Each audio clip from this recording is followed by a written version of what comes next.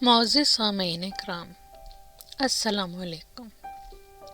میں ہوں آپ کے ساتھ کرن نعمان۔ پیش خدمت ہے افسانہ فرق۔ جمعرات کی صبح بارش شروع ہو گئی۔ مریم کی پڑوسن ہمنا کا خیال یہی تھا کہ اب جو یہ جمعرات کی جھڑی لگی ہے تو اگلی جمعرات تک لگی رہے گی۔ یہ سن کر مریم کا دل ہولنے لگا۔ اللہ نہ کرے ایسا ہو، لیکن اگر ایسا ہوا تو؟ وہ گیٹ بند کر کے پریشان خیالی میں چلتی ہوئی پچھلے صحن میں نکل آئی۔ صحن کی پچھلی گلی کے کھمبے سے متصل تاروں پر بہت سے جنگلی کبوتر بیٹھے تھے۔ اس نے اپنے کمرے کی بند کھڑکی کی طرف دیکھا، جہاں چند دن پہلے کبوتری نے گھونسلہ بنا لیا تھا، اور اب وہ زیادہ تر اپنے 2 انڈوں پر بیٹھی دکھائی دیتی تھی۔ سردی میں مریم کھڑکی کم کم ہی کھولتی تھی۔ شاید اسی بات کا کبوتر اور کبوتری نے فائدہ اٹھایا تھا۔ پچھلے مہینے جب وہ اپنے شوہر حمید اور بیٹے رضوان کے ساتھ اس گھر میں منتقل ہوئی تو روز صبح صبح اسے کبوتروں کی پھڑ پھڑاہٹیں سنائی دیتی تھیں۔ صحن کا وہ حصہ جہاں اس کے کمرے کی کھڑکی تھی اور اب کبوتری کا مسکن زیادہ تر گندا رہنے لگا تھا۔ وہ روز ماسی سے صفائی کرواتی، پر یہ کبوتر بہت زیادہ گند مچاتے تھے۔ شروع اس نے بہت کوشش کی کہ کسی طرح کبوتر اپنا رخ بدل لیں، پر اس کی ہر کوشش رائیگاں گئی۔ اس کی ماسی کہتی، ایک بار یہ جہاں بسیرا کر لیں پھر وہ جگہ نہیں چھوڑتے۔ یہ سن کر مریم نے بھی انہیں ان کے حال پر چھوڑ دیا۔ اکثر دانہ پانی بھی ڈال دیا کرتی تھی۔ شام تک بارش تیز ہو گئی۔ وہ اپنا پریشان دل لیے ادھر سے ادھر بولائی پھرتی رہی۔ حمید تو دن چڑھے اپنے کام پر چلے جاتے تھے، اور بیٹا رضوان صبح کالج اور شام میں کوچنگ کی وجہ سے زیادہ تر گھر سے باہر ہی رہتا۔ اس کے گھر پر ایک شدید قسم کی اداسی ڈیرا ڈالے رکھتی تھی۔ گھر کے تینوں افراد بھی ایک دوسرے سے کم کم ہی بات کیا کرتے تھے۔ وہ تمام دن گھر کے مختلف کاموں میں خود کو مصروف رکھنے کی کوشش کرتی، پر دل کی بے قراری کسی صورت کم نہیں ہوتی تھی۔ اس کی ایک آنکھ کی جوت بجھ چکی تھی، دوسری آنکھ سے خواہ پوری دنیا کیوں نہ دکھائی دے، پر بجھی ہوئی آنکھ کا غم ہر منظر دھندلا دیتا ہے۔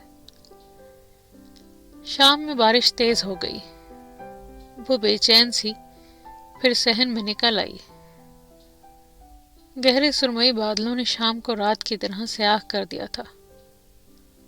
بلب کی زرد روشنی میں مریم نے دیکھا کبوتری کے دونوں انڈوں سے بچے نکل آئے تھے۔ وہ قریب گئی تو کبوتری اڑ گئی، مگر قریب ہی پر پھڑ پھڑاتی ہوئی اڑتی رہی۔ مریم اپنی اولاد کے لیے اس کی بے چینی دیکھ کر وہاں سے پیچھے ہٹ گئی، تو کبوتری نے مطمئن ہو کر اپنے دونوں بچوں کو اپنی آغوش میں چھپا لیا۔ مریم کا بھرا ہوا دل آنکھوں کے رستے چھلک گیا۔ ایک درد سا اس کے پورے وجود میں بس گیا تھا۔ تھوڑی دیر تک رضوان گھر آ گئے۔ اس نے بیٹے کو کھانا دیا، گرم گرم چائے دی، پھر کچھ گرم کپڑے اور ایک کمبل اٹھا لائی۔ رضوان ماں کی ملتجی نگاہیں دیکھ کر ایک سرد آہ بھر کر رہ گیا۔ نفی میں سر ہلاتے اس نے کہا، ابو مجھے بھی گھر سے نکال دیں گے امی؟ مریم کچھ دیر اسے دیکھتی رہی، پھر سر جھکا کر اس کے پاس سے چلی آئی۔ وہ ٹھیک کہہ رہا تھا۔ حمید کو اگر بھنک پڑ جاتی تو وہ رضوان کو بھی گھر سے نکال دیتے، جیسے انہوں نے صوبان کو نکال دیا تھا۔ وہ آج بھی سوچتی تھی تو گمسم ہو جاتی تھی کہ آخر کب اور کہاں کوتاہی ہو گئی۔ کیوں اسے پتہ نہ چلا کہ اس کی بیٹے کی نگاہوں میں سرخ ڈورے تیرنے لگے ہیں۔ وہ بیٹا جو اس کی آنکھوں کے اشارے پر چلتا تھا، نشے کی لت میں پڑ کر گمنامی کے تاریک راستے پر چل پڑا ہے۔ محلے والوں نے حمید سے ذکر کیا تو وہ صاف مکر گیا۔ مامتا کی ماری مریم بیٹے کی طرفداری کر کے خطا کار ہوئی، مگر جب گھر سے چیزیں غائب ہونا شروع ہوئیں تب حمید کا شک یقین میں بدلا اور مریم کی آنکھوں پہ بندھی پٹی کھل گئی۔ حمید اسے علاج کے لیے اسپتال چھوڑائے، لیکن وہ بھاگ آتا تھا۔ کمرے میں بند رکھتے تو خود کو مارنے کی کوشش کرتا۔ یہاں تک بھی حمید نے برداشت کیا، مگر جب محلے میں چوری ہوئی اور نام صوبان کا آیا تو حمید کی برداشت جواب دے گئی۔ انہوں نے محلے دار کا نقصان تو بھر دیا، مگر ساتھ ہی ساتھ یہ اعلان بھی کر دیا کہ آج سے ہمارا اس ناہنجار سے کوئی تعلق نہیں۔ اب اگر کسی کا کوئی نقصان ہوا تو اس کا ذمہ دار وہ خود ہوگا یا صوبان۔ لیکن وہ پھر بھی ماں کے آنچل میں پناہ لینے کے لیے کبھی کبھار گھر آ جاتا، یا جب اس کی مامتا تڑپتی تو وہ اپنے لال کے لیے کھانا باندھ کر لیاری ندی کے گندے پولوں کے تلے خاک چھانتی پھرتی۔ اسی لیے حمید وہ علاقہ چھوڑ کر مریم کو شہر کے آخری کنارے پر آباد اس محلے میں لے آئے تھے۔ حمید کٹر بااصول آدمی تھے، مریم ان کے سخت اصولوں کی دیوار کے سائے تلے پس رہی تھی۔ وہ اکثر سوچتی، کاش یہ بااصول مرد جان لیں کہ مامتا کا نہ کوئی اصول ہوتا ہے نہ ہی کوئی قاعدہ قانون، وہ تو صرف دیوانگی میں اندھی ہوتی ہے۔ رات کی موسلا دھار بارش نے اسے بے چین کر دیا تھا۔ ٹھنڈی یخ بھیگی ہوئی رات میں اس کا بچہ کہاں مارا مارا پھرتا رہا ہوگا۔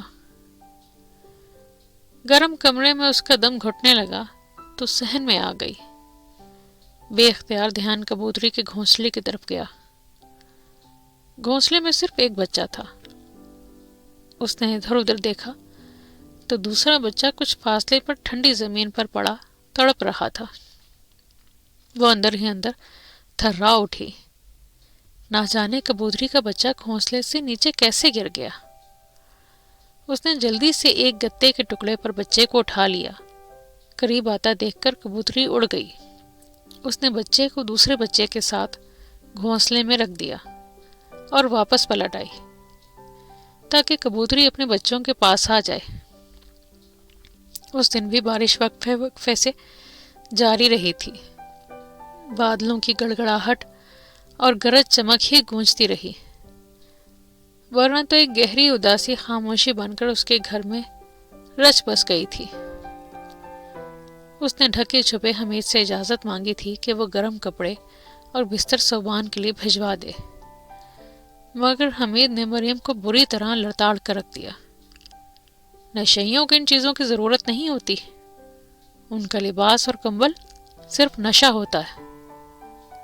وہ باپ تھے، بیٹے کو گود کھلایا تھا، ہر ضرورت پوری کی تھی، تو آخر اب کیوں اتنے کٹھور ہو گئے تھے؟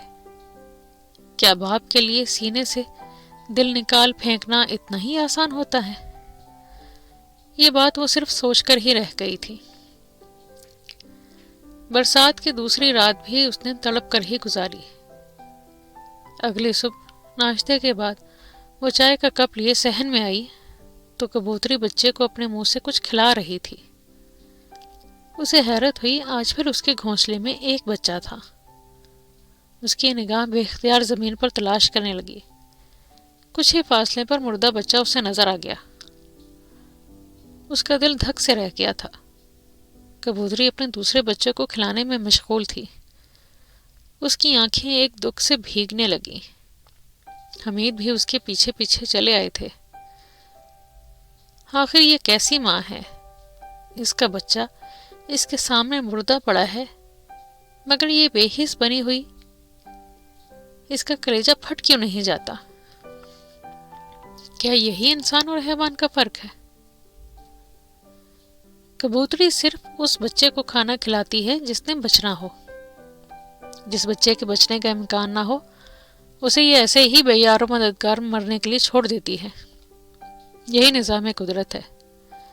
مریم نے تڑپ کر حمید کی طرف دیکھا. ان کا سپاٹ چہرہ کسی بھی احساس سے عاری تھا. دیر میں اس کی ماسی نے مردہ بچے کو دیوار کے دوسری طرف ہوگی جھاڑیوں میں پھینک دیا. حمید کی بات تمام دن اس کے کانوں میں گونجتی رہی. وہ بار بار صحن میں آ کر کبوتری کو دیکھتی جو مطمئن انداز میں بچے کو اپنے وجود کی حرارت پہنچا رہی تھی. دوپہر میں بادل پھٹ گئے تھے. اس کے دل کو بھی کچھ سکون ہوا. مگر شام کے سائے رات میں تبدیل ہوئے تو گہرے سرمائی بادل پھر گھر کر آ گئے. شدید گڑگڑاہٹ اور کڑکتی بجلیاں بتا رہی تھیں کہ ایک بار پھر چھاجوں میں برسے گا. اس نے جلدی سے موٹے کمبل میں گرم کپڑے لپیٹے اور گیٹ کی طرف بڑھ گئی. رک جائیں امی، کہاں جا رہی ہیں؟ ابو پوچھیں گے تو میں کیا جواب دوں گا انہیں؟ اس نے ڈبڈبائی آنکھوں سے بیٹے کو دیکھا. کہہ دینا تمہاری ماں انسان ہے، کبوتری نہیں.